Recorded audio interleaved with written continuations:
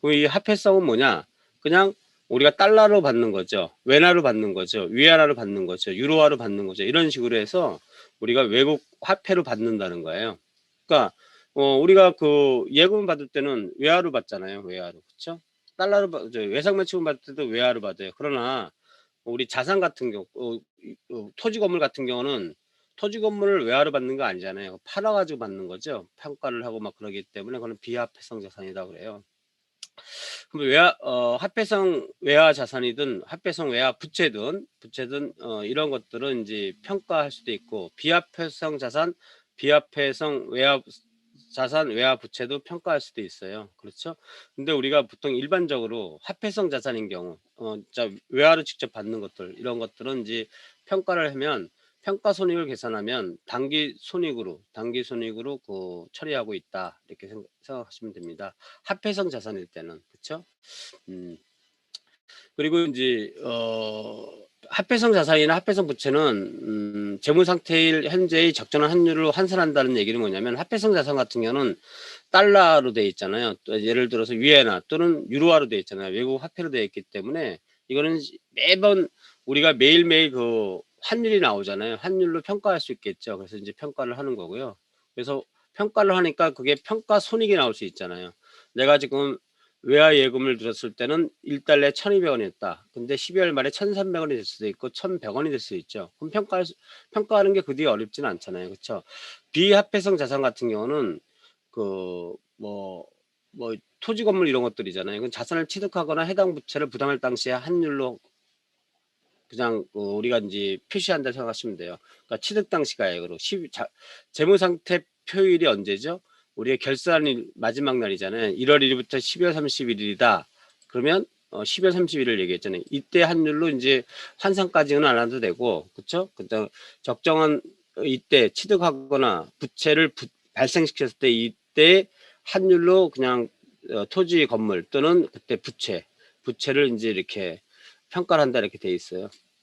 그렇지만 화폐성 자산 같은 경우는 대차제필 현재 인제 그 환율로 평가를 해야 되기 때문에 외화 환산 손실과 외화 환산 이익이 나와요. 그러면 이거는 단기 손익. 그러니까 외화 환산 손실은 영업의 비용이고 외화 환산 이익은 영업의 수익 해 가지고 단기 손익에 처리한다는 거죠. 이게 단기 손익에 영향을 미친다. 그러니까 손익계산서 항목에 해당된다는 거예요. 영업의 수익, 영업의 비용 쪽으로 이렇게 된다 생각하시고요. 한번 이거 쭉 한번 읽어 보시고요. 그다음에 인제 우리 붕괴 문제를 한번 풀어 볼게요.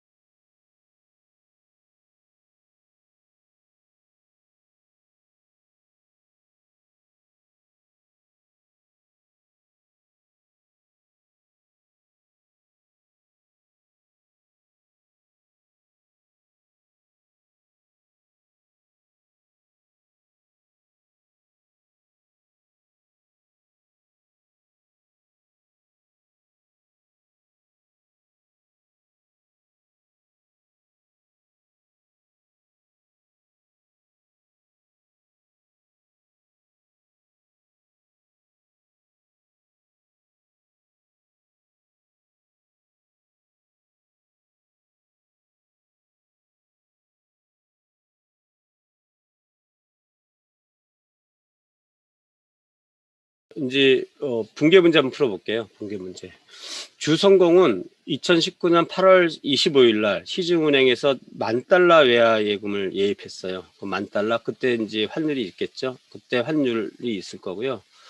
그다음에 12월 30 일까지 인출하지 않았다는 거는 그 달러가 외화 예금은 계속 있다는 얘기잖아요. 12월 말 현재. 그리고 적용한 2019년 8월 25일 날에 그 예입했을 당시의 환율은 1,000원이래요. 1,000원. 가정한 거예요. 1,000원이고 그다음에 12월 31일 대차 재무 상태 표일 결산일이죠. 결산일 현재 환율은 1020원, 20원이 올랐을 때 이때. 그리고 그 다음 연도 올해죠. 올해 10,000원을 현금을 인출했어요. 인출할 때 당시에는 1050원. 또 30원이 더 올랐네요. 그렇죠? 이럴 때 어떻게 이제 우리가 이제 붕괴를 하냐? 붕괴. 나는 잘 모르겠어요. 여하튼 외화 예금은 들어온 것 같아. 뭐 외화 예금이겠지. 그리고 예입했으니까 우리가 현금으로 샀겠지. 뭐 현금이든 뭐 보통 예금으로 이제 우리가 저기 이체하면서 샀던 하여튼 이렇게 산 것 같아. 그래서 이제 보통 이제 현금이라는 얘기 없어서 그냥 현금 등으로 써놓고요. 실질적으로 이제 문제에 나온다면 이제 현금으로 샀다 또는 보통 예금으로 이체했다 뭐 이런 식으로 쓰겠죠. 자, 그래서 외화 예금을 이렇게 샀어요. 근데 금액은 얼마일까? 금액은 얼마일까? 뭐 $10,000인데 환율이 1,000원 이랬으니까 1,000원 주고 샀겠지. 그럼 10,000 곱하기 1,000원 하면 1,000만 원 되겠죠. 1,000만 원. 여기 1,000만 원 딱 되겠죠. 여기까지는 알 것 같아. 12월 31일 날 외화예금이 얼마 늘었죠? 외화예금이 자, 요거로 1,020원이면 $10,000 그대로 있댔어요. $10,000 곱하기 1,020원을 곱하면 1,020만 원이 돼요. 1,020만 원. 그 외화예금이 20만 원이 더 늘은 거예요. 그쵸? 그쵸? 늘은 거예요. 1,020만 원 되려면 여기 1,000만 원 있고 20만 원을 더 넣으면 20만 원이 더 늘었잖아요. 그쵸? 그리고 여기는 뭐냐? 외화 환산 차익. 외화 평가라고 안 쓰고요. 그냥 환산이라고 그래요. 환산. 환산 차익이죠. 이익이 났으니까. 만약에 이게 980원이 됐다. 그러면 외화예금이 20만 원 줄고 외화예금이 20만 원 줄고 환산 차손이 되겠죠. 외화 환산 차손이 되겠죠. 자, 그래서 실질적으로 여기랑 여기를 보는 거예요. 지금 1,000원에서 20원이 변동됐잖아요. 그쵸? 이거는 환산할 때. 환산할 때는 이 변동만큼 20원이 더 늘어났죠. 그러면 외화예금을 늘리고 20만 원 늘리고 20원 곱하기 1,000만 원 하면 되니까 외화환산 이익이 되고 만약에 여기가 970원이 됐다 그러면 어떻게 되죠? 30원이 줄었잖아요. 그러면 30원이 줄었잖아요. 그러면 30만 원이 외화예금이 줄고 여기 외화예금 줄고 여기다 외화예금 줄고 30만 원 그리고 얼마? 외화환산 차손 이익이 아니고 차손이 30만 원 되겠죠. 이런 식으로. 자, 이런 식으로 됐는데 지금 늘어난 거예요. 늘어났는데 이 사람이 인출을 했어요. 인출. 얼마? 10,000원 계속 이걸 전부 다 인출했어요. 인출했으니까 현금이겠네. 확실하게 현금. 그쵸? 현금 1,050원. 1,050원이니까 10만 50원이 1,050만 원이 이제 우리가 인출을 한 거예요. 찾았어. 근데 외화예금 얼마였죠? 여기 요거하고 요거인 얼마? 1,020만 원이잖아. 지금 1,020만 원 남아 있었죠. 그래서 외화 차익 30만 원이 되는 거죠. 만약에 이때 여러분들 이제 이건 여러분들이 그냥 뭐 이렇게 생각해서 쓰면 되는 거예요. 뭐 어렵지는 않아요. 자, 여기서 예를 들어서 이게 아니고 예를 들어서 980원이었다. 그러면 어떻게 되죠? 그러면 우리가 여기가 980원, 980만 원이 나오는 거잖아요. 그쵸? 근데 외화예금 얼마예요? 요거 두 개 합친 거잖아, 지금. 요거 두 개 와야지 무조건 다 없어진 거니까. 그쵸? 요건 똑같아요. 그쵸? 요건 똑같을 테고. 그러면 어떻게 돼? 이게 나오는 게 아니고 여기가 지금 얼마 줄어요? 40만 원이 부족하잖아요, 차변이. 그럼 40만 원이 뭐죠? 외화 환산 차손이 되겠지 뭐. 외화 환산 차손. 그냥 제가 약자 썼어요. 외화 이거는 외환 차익. 이거는 외환 차손이에요. 외환 차손. 자, 차손. 외환 차손. 자, 여기에서 여러분들 요 환산이랑 요 환으로 써놨죠. 여기 환산 요거는 12월 말에 평가할 때 이렇게 평가하는 거고 이건 사건이 발생된 건 아니잖아요. 평가하게 발생 주기에 입각해서 평가를 할 때 외화 환산 차익, 외화 환산 차손을 쓰는 거고 요거 이렇게 우리가 인출했잖아요. 인출. 그러면 이제 달러를 우리가 이제 파는 거잖아요. 팔고 이제 현금으로 갖고 오죠. 이럴 때 달러가 정리가 될 때는 원화로 되거나 이렇게 정리가 될 때는 외환 우리 쪽에서 나갈 때 이거는 우리 쪽에서 보유하는 거를 평가할 때는 외환산 차익, 외환산 차손을 쓰는 거고 이거 중요한 거예요. 우리에서 나갈 때 이렇게 해서 우리께 나갈 때는 외환 차익 또는 외환 차손, 외환 차익을 쓴다. 이 용어도 여러분들 구분해서 아셔야 돼요. 그래서 요 9번 여기가 이제 차손이 될 수도 있고 평가일 때 요거는 이제 나갈 때 우리에서 없어질 때 손인데 이 손은 어디에 들어간다? 이쪽 차변에 있겠죠. 여기도 이 차변에 있겠죠. 자, 이것도 한번 여러분들이 한번 풀어보시고 한번 넘어가세요.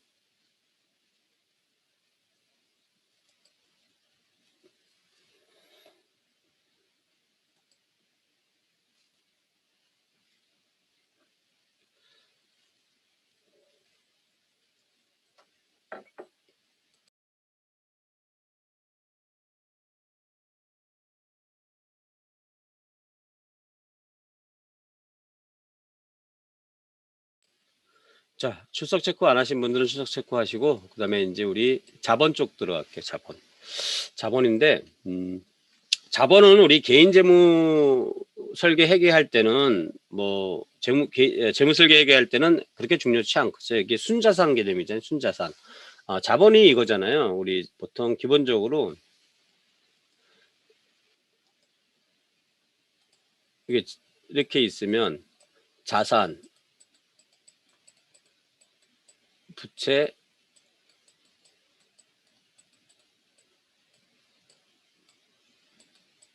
순자산이에요. 이게 순자산 원래 순자산.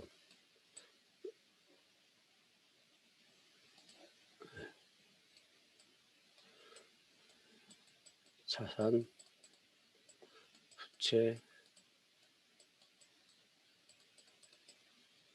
순자산.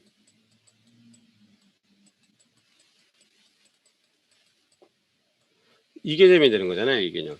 이 순자산 개념이 되는데 우리가 이제 법인의 주식회사일 때는 여기를 자본이라고 그래요. 법인들은 이제 순자산 개념 안 쓰죠. 자본 이렇게 쓰죠. 특히 주식회사는 자본이라는 얘기 써요. 자본. 이 항목을 배우는 건데 개인 기업에서는 무조건 순자산인지 뭐야. 이게 별로 중요치 않아요. 이게 이제 우리가 이제 실질적으로 뭐냐면 우리가 순부를 볼 수 있죠. 순재산 부. 우리가 한 30억을 갖고 있어요. 근데 부채가 10억이 있다. 그러면 순재산은 얼마예요? 실제로 순수한 부는 우리가 이제 그 부채를 제외한 부는 얼마다? 뭐 얼마예요?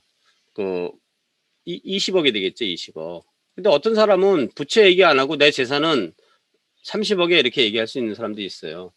부채를 제하지 않고 차감하지 않고. 근데 실질적으로 우리가 부채를 차감해야 되죠. 30억을 갖고 있는데 부채가 50억이야. 그럼 마이너스예요, 마이너스. 그쵸? 그래서 순자산이 중요한 거잖아요.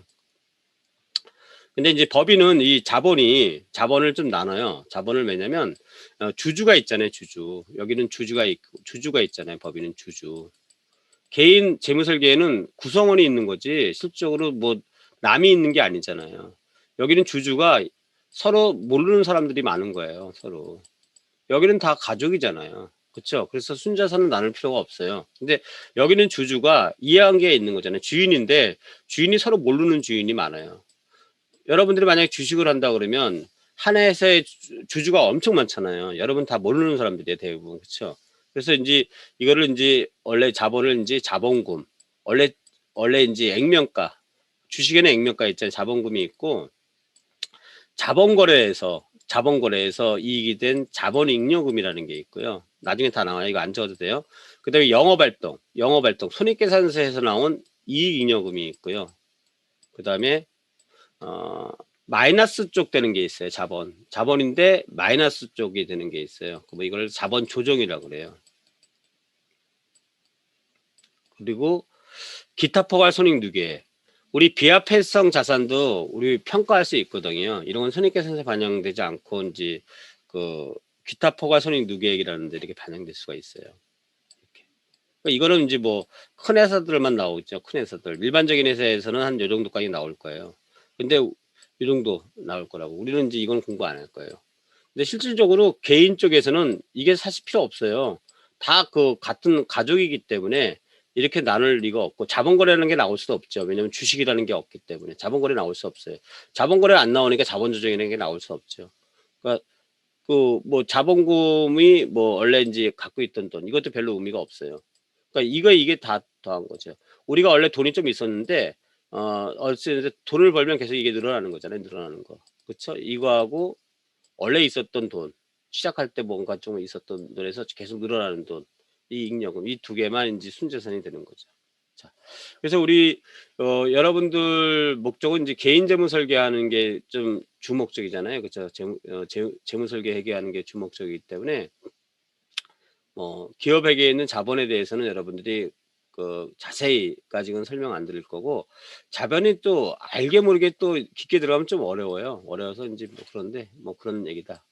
그런 얘기다. 이거는 순자산 개념이다. 그런데 주식회사를 예를 들면 자본이라는 얘기를 쓰는데, 자본에는 인제 왜 되냐면 주식회사 주인은 주주인데 주주가 서로 모르는 사람들이 서로 많아요. 그래서 이해관계는 있어 가지고 자본 거래에서 나오는 이익잉여금이 얼마고 영업활동에서 이익이 난 게 얼마고, 그러면 대표 이사 이런 이사진을 또 평가를 해야 되니까 그런 것도 있고 여러 가지 있어서 인제 이걸 나누고 있다 생각하시면 돼요.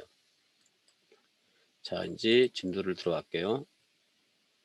자, 이래서 우리 자본은 아까 조금씩을 얘기한 대로 이렇게 얘기하는 거예요. 이렇게 얘기한다 생각하시면 되고요. 이것도 한번 여러분들이 쭉 지금 현재 이렇게 되어 있으니까 이거 한번 읽어 보세요. 어떤 것들이 예를 들어서 있다. 여러분들이 뭐 이것까지는 제가 자세히 잘 몰라도 되는데 여하튼 한번 읽어 보시고, 기타 포괄 선임 누계획 쪽에서는 알 필요는 없을 것 같고요. 1, 2, 3, 4번까지는 얘가 어떤 주로 그 계정 과목이 어떤 거다. 자본, 우리가 이제 유동자산, 뭐 비유동자산 이런 식으로 나누는 식으로 자본잉여금 이렇게 나눌 수 있다는 얘기 하는 거예요. 용어가 생소할 테니까 여러분들 영어를 좀 익히라고 지금 제가 저기 시간을 드리는 거예요.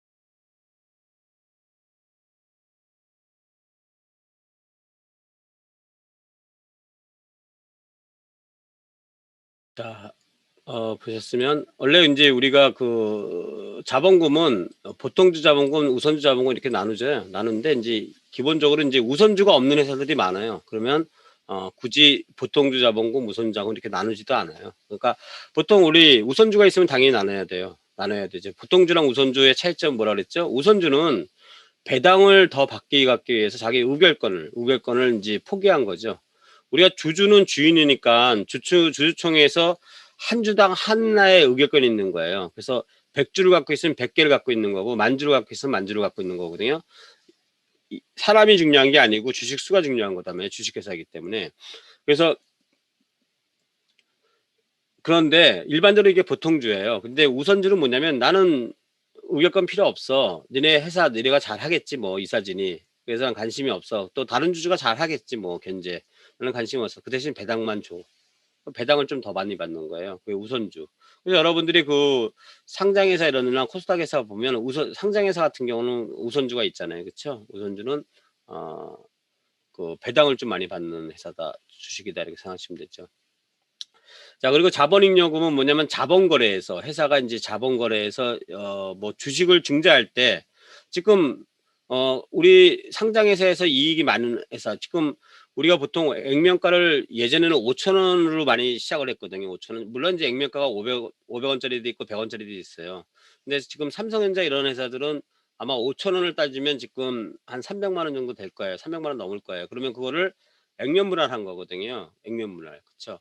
그래서 우리가 삼성전자가 지금 뭐 주당 뭐 100원이든 얼마든 이렇게 될 텐데 예를 들어서 지금 뭐 어떤 회사가 주당 5천 원짜리야. 근데 시가가 주당 2만 원이면 우리가 5천 원에 발행할 수는 없잖아요. 그쵸? 우리가 인제 그 회사 입장에서는 5천 원인데 지금 시가가 2만 원에 형성됐다는 거는 우리 회사 가치가 지금 많이 성장해서 가치가 좋아졌다는 얘기거든요. 그러면 2만 원까지는 아니도 한 17,000원, 16,000원 이 정도에 인제 우리가 인제 공모를 한단 말이에요, 회사가요.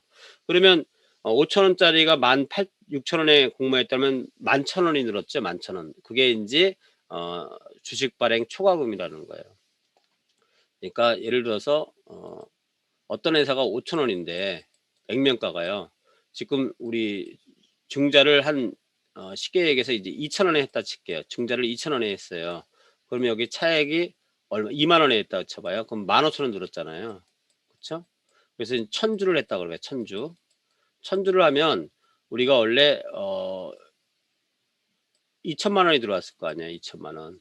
그쵸? 2천만 원이 들어왔어요. 근데 여기가 이 2천만 원을 하면은 자본금으로 들어갈 수 있는 거, 이 자본금으로 들어갈 수 있는 건 얼마냐면 500이에요. 500. 그리고 나머지 1,500은 뭐냐? 이 차액이 이게 주식 발행 초과금이에요. 주식 발행 초과금. 이거는 영업 활동한 게 아니잖아요. 영업 활동이 아니고 주식을 발행할 때 자본 거래를 해서 주식을 거래했으니까 자본 거래잖아요. 자본 거래를 하기 위해서 발생된 잉여금이죠. 이런 걸 주식 발행 초과금이라고 그래요. 그러니까 유상증자일 때. 뭐 자본 잉여금이 뭐 감자 차익도 여러 가지 있어요. 대표적인 게 주식 발행 초과금, 액면가액보다 좀 더 높게 발행해서 그 높게 발행된 가액만큼의 이제 주식수가 있잖아요. 이게 이제 주식 발행 초과금이라고. 이익잉여금은 대표적으로 인제 손익계산서에서 손익계산서를 약자로 뭐 IS 얘기했는데 여기 당기순이익이 나올 거 아니에요. 당기순이익이 이렇게 넘어오는 거잖아요. 그쵸? 근데 이익잉여금을 인제 이 넘어온 거를 인제 나눠 놔요. 이 우리가 인제 이익잉여금이 이렇게 넘어오면 이거를 원래 미처분 이익잉여금으로 가야 되는 건데 미처분에서 처분할 수 있어요. 뭐냐면 법정 이익준비금 같은 거 배당을 주면 이익준비금, 법정준비금 그리고 이거는 법에 적립을 해야 돼요. 이익이 나면 전부 다 배당을 줄 수 이거는 이익 잉여금은 배당을 줄 수 있는 재원이거든요, 주주한테. 근데 다 배당을 주지 못하게 하고 해야지 또 회사가 또 뭔가 이렇게 투자를 할 수 있겠잖아요. 그쵸? 유보금을 너무 많이 쓰지 않아도 문제지만 너무 써도 문제잖아요. 그쵸? 그래서 인제 어느 정도 향후를 위해서 인제 법정 준비금을 마련해요. 이게 이익 준비금이라는 게 있고요. 나중에 공부하실 거예요. 그다음에 재무부에서 적립금이 이런 식으로 해서 회사가 나중을 위해서 투자 적립금 뭐 이렇게 뭐 이런 식으로 해서 뭔가 나중을 위해서 이렇게 적립해 두는 돈이 있어요. 그러면 이 돈이 만약에 총 이익잉여금이 10억이었는데 여기에 이렇게 적립한 금액이 2억이었다. 그러면 8억만 미처분 이익으로 남게 되는 거예요. 이거 가지고 이제 처분할 수 있겠죠. 근데 단기 손실이 많이 나오면 어떻게 되죠? 미처리 결석금이 되겠죠. 그래서 요거는 이제 누적치예요. 누적치. 여지껏 누적치다. 요거는 단기 발생된 거잖아요. 그래서 누적치 이렇게 되는 거고 이렇게 이제 이익여금이 되고 그다음에 이제 자본 조정이라는 거는 자본에 이제 마이너스 자본을 요 자본을 마이너스 시켜야 되는 것들이 있어요. 마이너스. 이거를 이제 대변에다 돌리지는 않고 차변. 여긴 대변이잖아요. 자기 자리가. 그렇죠? 자기 자리가 대변인데 차변을 돌리지 않고 그냥 이쪽에서 마이너스 처리를 한다. 차감 항목이라 생각하시면 돼요. 하여튼 뭐 그래서 자기 주식 같은 게 좀 있다. 이렇게 생각하시면 되고요. 이거는 이제 그냥 손익계산서에는 영향을 안 미치는 거지만 실질적으로 미실현 이익 같은 경우에 미실현 이익, 미실현 손실 같은 경우. 근데 아까 외화한상 같은 경우는 뻔한 거니까 그거를 발생주의에서 이제 미실현도 이익을 잡았지만 손실도 잡고 그러지만 이런 거는 이제 장기 쪽에 들어가는 거기 때문에 어떻게 될지 몰라요. 이익이 나다 손실 났다 할 수 있기 때문에 그냥 이러한 것들만 메시지만 전달하고 현재 상태 뭐 미실현 이익이 났다, 미실현 손실 났다 이런 얘기만 하는 거지 손익계산서에 영향은 미치지는 않는 거예요. 그래서 이거는 우리가 더욱더 우리한테 가정에 필요 없는 거니까 이거는 여러분들이 신경 안 쓰셔도 돼요. 자, 그래서 이제 우리가 실질적으로 한 요 정도를 보고 있다 생각하시고 이것도 한번 지금 머릿속에 다시 한번 정리해 주시기 바랍니다.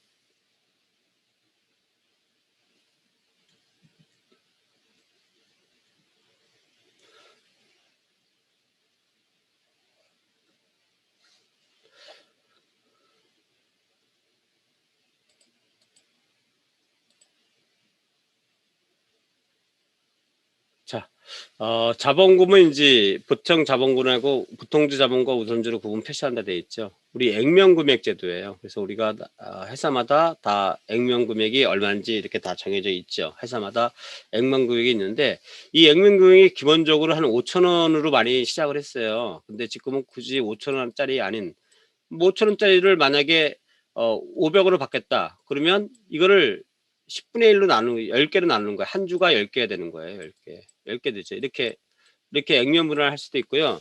액면분을 병합할 수도 있어요. 이렇게 이걸 병합. 이렇게 10주를 한 주로 만들겠다.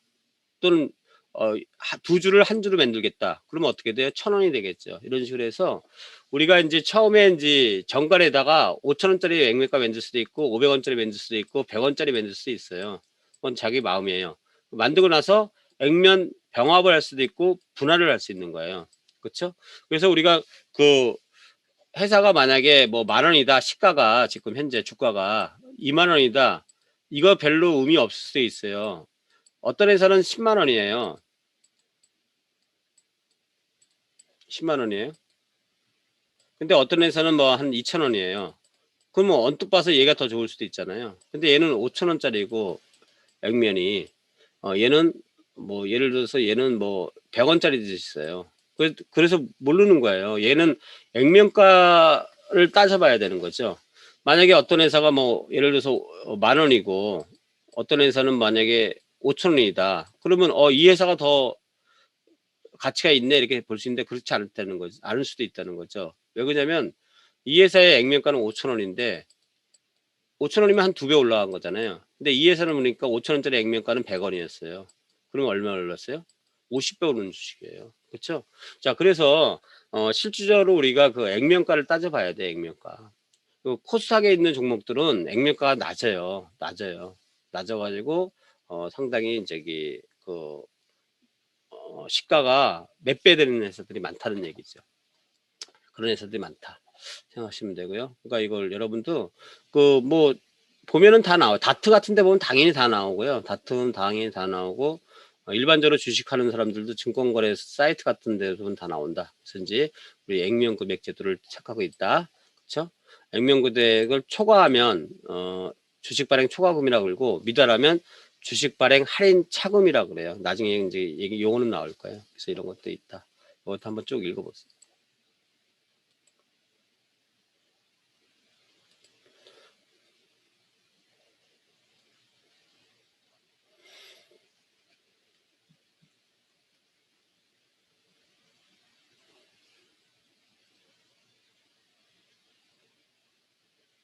자본잉여금. 자본잉여금은 자본거래죠. 자본거래. 주주와 거래한 거란 말이에요.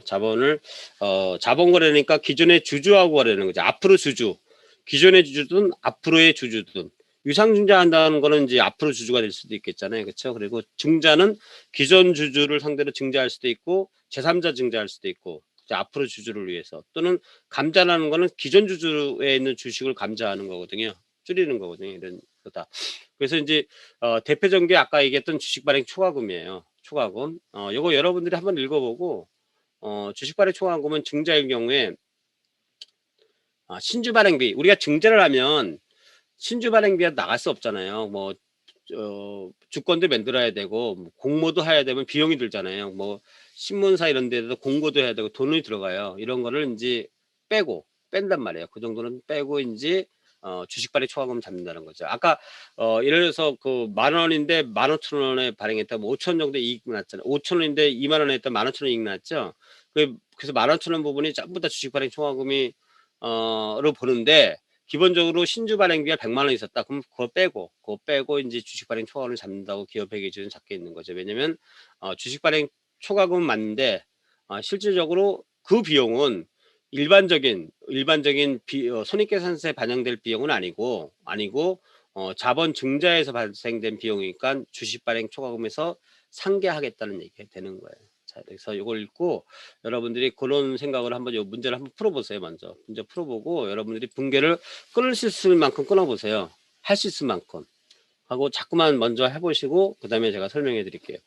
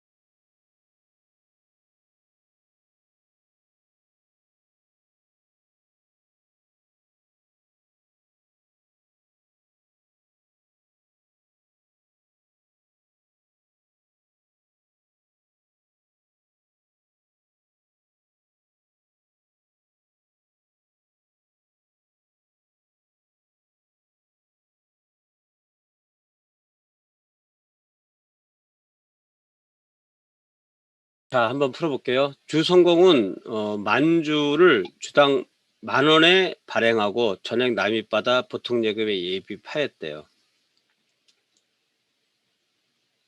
자, 그러면 보통예금에 들어왔대요. 얼마?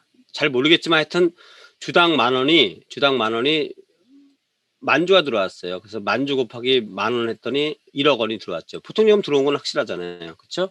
그리고 잘 모르겠는데 신주 발행비로 500원을 지출했대. 현금이 500만 원 나갔죠. 여기까지는 알겠잖아요. 그렇죠? 그렇죠? 나갔으니까 감소겠지, 현금. 이 정도 분개는 할 줄 알을 거예요. 그 다음에 또 생각해 봤더니 주식을 우리가 발행했다는 거잖아요. 그럼 자본금이 증가했겠지 해서 자본금이 얼마니까 자본금은 액면가액이 됐잖아요. 그렇죠? 만주가 액면가 5,000원. 그러면 만주 곱하기 5,000원이니까 5천만 원. 자본금 5천만 원 같아. 근데 여기서 뭐 보통주든 우선주든 안 써도 상관없는 게 뭐냐면 이 문제에서는 실질적으로 지금 보통주 우선주 이런 얘기를 안 했잖아요. 안 했기 때문에 그냥 보통주 자본금 써도 되고 아니면은 그냥 자본금 써든지 무방할 것 같아요. 그래서 여러분들한테는 보통주 자본금 쓰든 하등에인지 영향은 안 줄 거예요. 만약에 채점을 한다 해도. 그러면 뭐가 우리 주식 발행 초과금이네. 5천원. 그럼 만주에 5천원 5천만 원이에요. 5천만 원. 5천만 원인데 왜 4,500일까?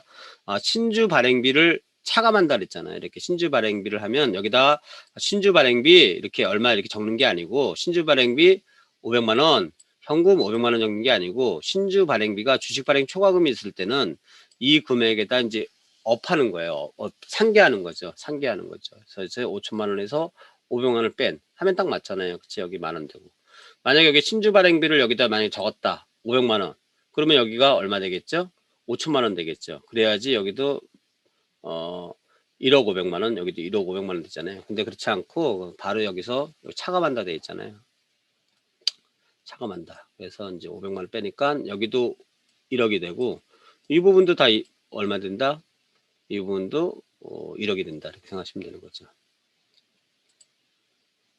자, 감자 차익은 뭐냐면 회사가 자본금이 예를 들어서 이제 얼마짜리였냐면 자본금이 있는데 뭐 주당 5,000원짜리를 니네 이제 주주들한테 우리 회사가 니네 주식을 갖고 올 거야. 그런데 한 3,000원만 줄게. 3,000원. 그래서 1,000주였어요. 그러면 300만 원 주면서 300만 원 회사가 돈을 주면서 돈이 나갔지 예금이. 그래서 500만 원의 자본금을 감소시키는 거예요. 자본금을.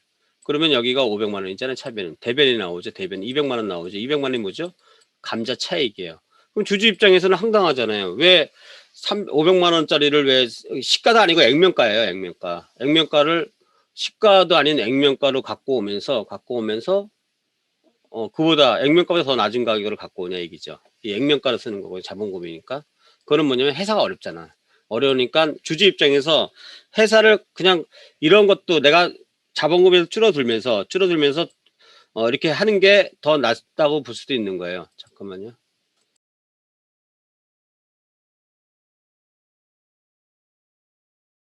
자, 이렇게 해서 이제 주주 입장에서는 내가 회사를 좀 도와주자.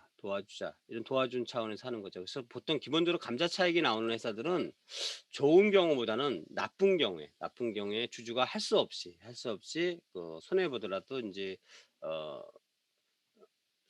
유상 소각을 했는데 이걸 유상 감자예요, 유상 감자인데 적게 들어왔을 때, 자본금보다 적게 받을 때 유상 감자고 무상은 뭐냐면 그나마 자본금을 줄이는데 하나도 돈도 안 받아요 주주들이 안 받겠대. 그러면 500만 원 전체가 감자차 손이 되겠지. 감자 차익이 되겠지. 회사 입장에서 이익 봤으니까. 무상 감자했다. 그러면 회사가 얼마나 어렵겠어요. 그냥 내가 일부 내 주식을 주는 한이 있어도 회사를 살리기 위해서 감자하자는 거지. 그렇죠. 감자차 손이 나오면 자본금보다 좀 더 많이 받은 거잖아요. 받은 거죠. 그래서 이제 감자 차익이 날 때는 회사가 이익 봤다는 거는 주주가 손해 봤다는 거거든요. 주주와 거래니까. 그러니까 회사가 특별한 목적이 아니면 일반적인 주주한테 이런 식으로 얘기한다는 거는 회사가 지금 어려우니까 이런 걸 하겠죠. 자, 여기 한번 여기 했고 여기 왜 자꾸만 안 넘어가지? 여기 감자 차익. 이게 이제 아까 유상 차익은 얼마 일부 받은 거고 유상 감자는 무상 감자는 하나도 안 받은 거다. 그래서 이제 여러분들이 이것 한번 두 문제를 한번 요 문제를 한번 풀어보세요. 유상. 조금 지금 제가 얘기한 거랑 좀 비슷한 거니까 한번 풀어보세요.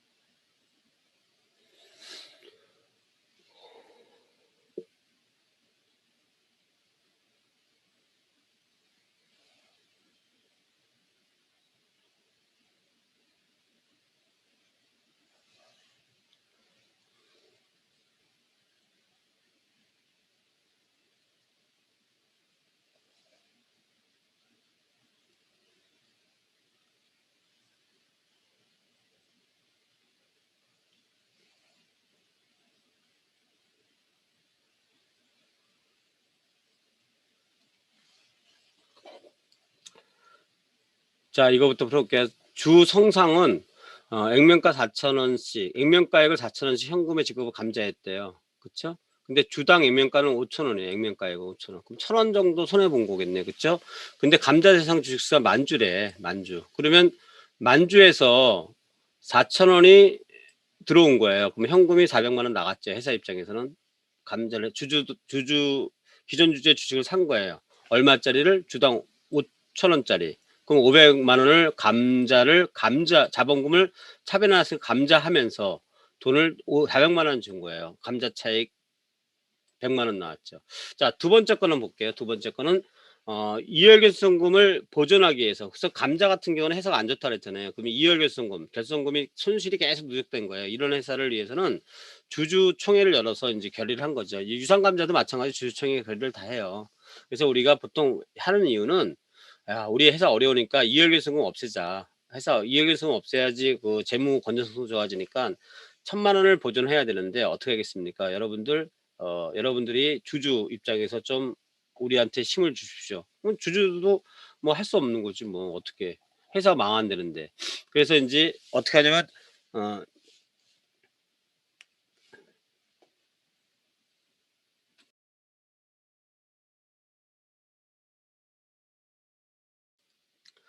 5주당 한 주를 간다는 거야. 그러니까 5분의 1을 자기가 감자를 되는 거야. 감자. 그러면 만약에 5주가 있으면 한 주밖에 안 된다는 거예요. 한 주. 5분의 1. 자기 주식 수 곱하기 5분의 1을 감자하겠다는 거야. 근데 그거를 감자하는데 무상 감자예요, 지금. 돈 준다는 얘기가 없잖아요. 그냥 5주 갖고 있으면 4주가 날아가는 거예요. 10주가 갖고 있으면 8주가 없어지는 거예요. 이런 감자를 하겠다는 거예요. 근데 뭐 주주 입장에서는 뭐 가만히 있으면 회사가 부도나면 뭐 수지 조각이 되니까 주식이 그러면 그렇게 하자 할 수 없었던 거예요. 그래서인지 했고 회사는 단기 결산 과정에서 200만 원 단기 순이익을 발생했어요. 그래도 좀 낫겠네. 회사가 좀 낫네요. 그렇죠?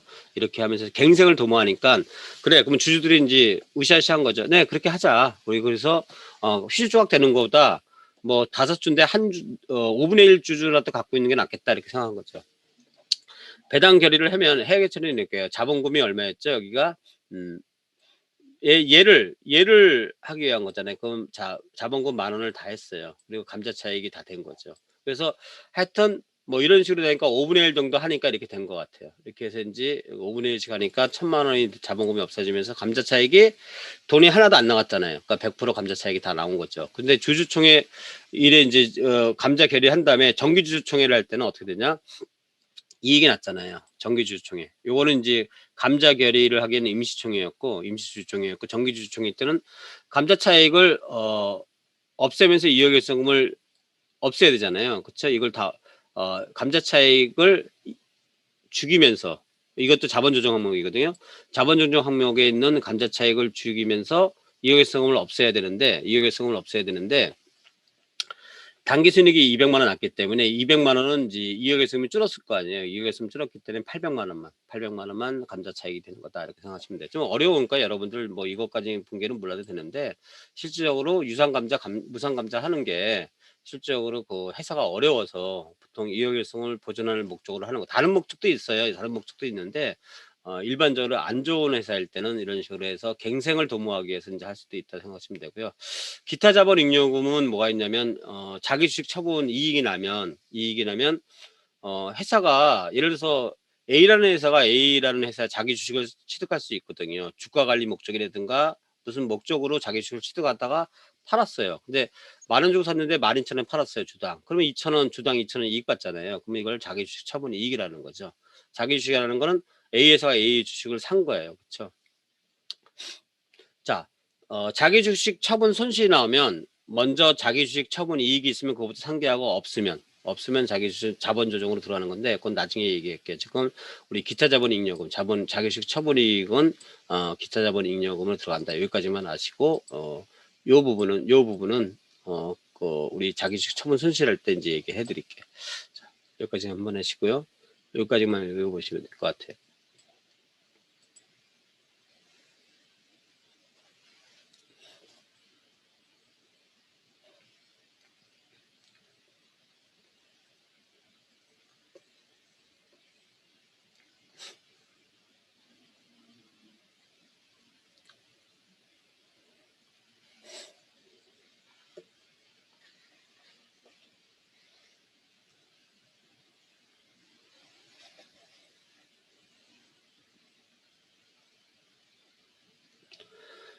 자, 그리고 이익잉여금 얘기할게요. 이익잉여금.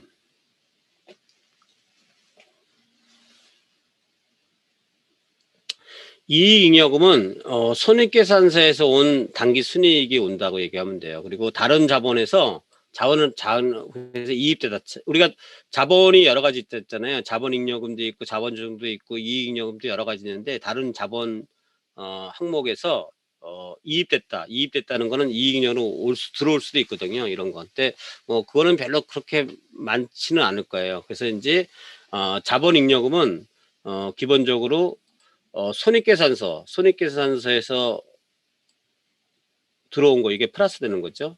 그리고 다른 자본에서 플러스 되는 경우도 있는데 거의 없어요. 이런 경우 있고 그다음에 요게 이제 플러스고 그렇죠?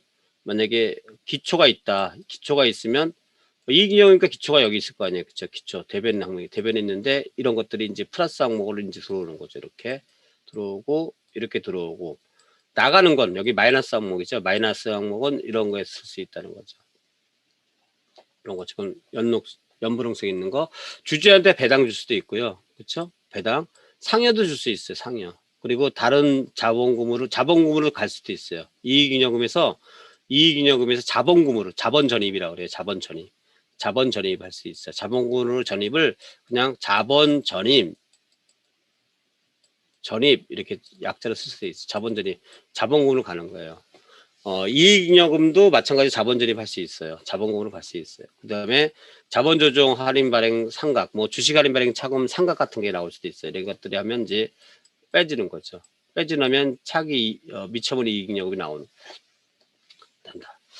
자 이렇게 해서 한다. 그래서 이 이익잉여금은 실질적으로 이제 이게 이제 이익잉여금이 이제 차액이면 여기가 이렇게 이제 구성되어 있는 거죠. 법정적립금, 임의적립금, 미처분 이익잉여금. 자, 여기에서 이제 다 이렇게 이런 걸 다 주면 안 되니까 일정 부분 법정적립금, 임의적립금, 미처분적립금을 구분한다 이렇게 생각하시면 돼요. 그래서 우리가 이제 그러면 이익준비금이 뭐냐? 이익 법정적립금 중에서 대표적인 게 이익준비금이라는 게 있어요. 이익준비금은 뭐냐면 배당을 주면 자본금의 2분의 1 달할 때까지 그러니까 예를 들어서 최소한 자본금이 10억이다. 근데 배당금을 5천만 원 줬다. 그러면 이익준비금은 여하튼 계속 누적치인데 그 10억짜리 회사다 자본금이 그러면 5억대까지는 자본잉여금을 이익준비금을 계속 사야 돼. 배당 줄 때. 그러면 배당금 5천만 원 줬다고 500만 원 쌓아야 되고요. 5억을 줬다 그러면 10분의 1이니까 5천만 원 또 쌓아야 돼. 쌓여서 이게 이제 이익준비금이 자본금의 2분의 1 달러까지는 계속 해야 된다는 거죠. 규정해야 된다. 규정해야 된다 생각하시면 돼요. 10분의 1 이상. 그러니까 만약에 어떤 회사들은 뭐 자본금이 1억이다 그러면 배당을 줄 때 배당을 2억 줬다 그러면 10분의 1이면 200만 원, 2천만 원 이상 할 수 있는 거잖아요. 자, 여기 보세요. 자본금이 만약에 자본금이 1억인 회사예요. 자본금이. 근데 배당을 만약에 2억을 줬어요. 2억 줄 수 있잖아요. 뭐 자본금보다 더 많이 줄 수 있어요. 그러면 10분의 1 이상이잖아요. 10분의 1 이상. 그러면 얼마? 2천만 원 이상은 설정해야 되잖아요. 2천만 원. 그런데 어떤 회사는 쉽게 편하게 하려고 그냥 처음 하는 거야, 배당. 그러면 10분의 1 이상이니까 얼마? 1억, 여기에 2분의 1까지는 해야 되잖아요. 2분의 1이 얼죠? 5천만 원이잖아요. 그래서 어떤 회사는 2천만 원만 이익준비를 설정할 수 있는데 어떤 회사는 그냥 골치 아프니까 그냥 5천만 원을 다 설정할 수 있어요. 첫 해. 지금 5천만 원 할 수 있잖아요.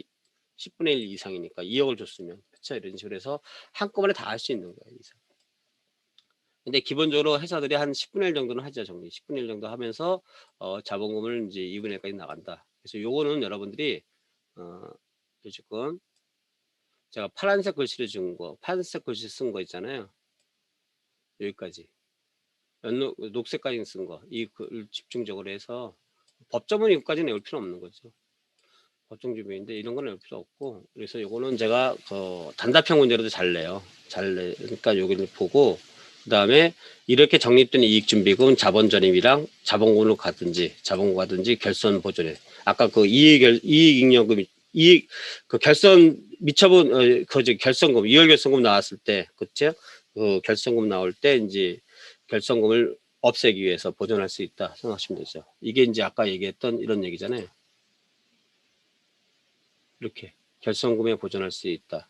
결손금 나올 때 2억 결손금을 이제 이렇게 없애는 거, 이익을 없애는 게 이제 결손금 보존이라 그러는 거예요. 자, 이 부분은 중요하니까 이 부분 특히 제가 얘기하는 거는 이제 여기죠. 이 부분, 요 파란색이 제일 중요하고 여기에서 만약에 난다면 그 다음에 녹색 부분, 그 다음에 이제 빨간색 부분 해서 최소한 파란색 부분 여러분 꼭 외우셔야 돼요. 그래서 지금 외우세요. 이거 시험 문제 나올 가능성이 상당히 큰 거니까 외우세요.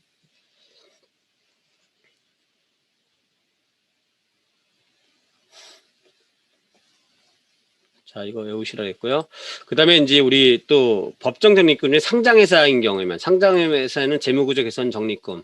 왜냐면 소액주주가 너무 많기 때문에 소액주주를 위해서 재무구조 개선 적립금을 설정하게 돼 있어요. 이제 이거는 뭐 상장회사에 대한 거니까 여러분들 이런 게 있다. 이렇게 이제 이게 이제 법정 적립금이고 그 위에 이제 임의 적립금 같은 걸 많이 세울 수 있어요. 뭐냐면 사업 확장도 해야 되니까 사업 확장 적립금, 우리 그다음에 배당을 해야 되니까 배당 평균 적립 배당하기 위해서 그다음에 이제 결성금 보존하기 위해서 결성금 보존 적립금 뭐 예를 들면 이런 식으로 우리가 투자 적립금도 만들 수 있고 법에 규정되어 있는 준비금 위에 우리가 이 돈을 꼭 써야 되겠다 그러면 배당 같은 걸 안 줘야 되기 때문에 배당 같은 걸 안 줘야 되겠잖아요. 이런 걸 못하게 뭐 이런 걸 못하게 이제 막아놓는 거죠. 배당이나 상여 같은 걸 못 주게 이제 어느 정도 막아놓기 위해서 회사를 위해서 이제 임의적립금을 할 수 있다. 이건 외울 필요 없어요. 이건 외울 필요 없고 법정적립금이 두 가지가 있다. 이익준비금이랑 이건 일반적인 회사 다 되고 상장회사에는 재무구조 개선 적립금이 있다. 이 정도만 구분해서 하시고 뭐 임의적립금 아무거나 다 세울 수 있다는 거죠. 자, 그리고 나서 여기까지 하고 10분 쉬고 시간이 좀 지났으니까 10시 3분에 다시 2교시를 들어가겠습니다. 여러분들 1교시 동안 수고 많으셨습니다.